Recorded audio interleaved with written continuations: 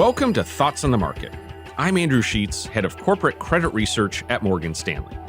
Today, I'll be discussing the lessons we can learn from 2024, a remarkable year that also may be easily forgotten. It's Friday, January 3rd at 2 p.m. in London. In 2024, I celebrated my 20th year with Morgan Stanley. Among my regrets over this time was not keeping a better journal. It's notable how quickly events in the market that seem large and remarkable at the time can fade in one's memory as the years merge together.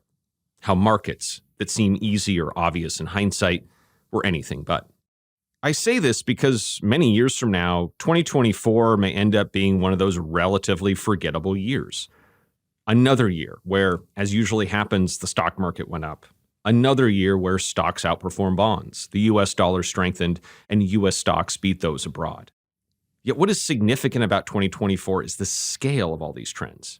For anyone managing money, the question of stocks versus bonds, U.S. versus rest of world, large versus small, or growth versus value are some of the most fundamental strategic questions one faces. These calls don't always matter. But last year, they did, to a very large degree.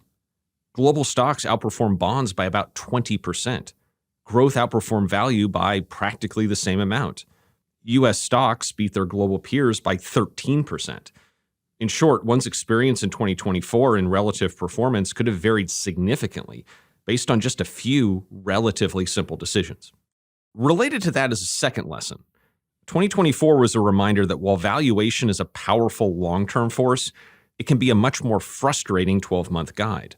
All of those relative relationships I just mentioned, stocks versus bonds, growth versus value, U.S. versus international, all worked in favor of the market that was historically richer entering last year. For our third lesson from last year, we'll focus on credit, where investors earn a premium over safer government bonds by lending to riskier corporate borrowers. Notable for this asset class in 2024 was, for the most part, it did its own thing, showing some encouraging independence from other markets and highlighting the value of digging into a borrower's details. Specifically, I think this independence showed up in a few different ways. Credit showed low correlation to government bonds, for example, delivering good excess returns despite very large swings in yields or central bank expectations. It also, even more impressively, bucked some of 2024's biggest trends. For example, while the outperformance of the U.S. economy and U.S. assets was one of the biggest stories of 2024, that wasn't the case in credit, where Europe and Asia actually did marginally better. In contrast to the equity market, smaller companies in credit outperformed, as spreads in high yield and loans outperformed larger investment-grade spreads, even after adjusting for risk. And this was true at an even more granular level. Rising corporate activity, alongside more aggressive strategies for companies to deal with their own borrowing, created very disparate outcomes driven by bond-level documentation, far removed from the macro machinations of politics and monetary policy. This somewhat weaker connection to the broader world is central to how we think about credit looking ahead.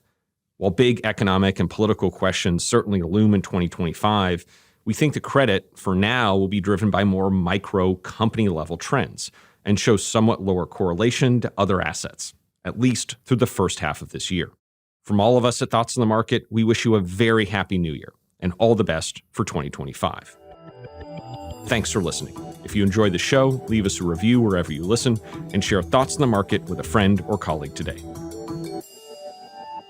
The preceding content is informational only and based on information available when created. It is not an offer or solicitation, nor is it tax or legal advice.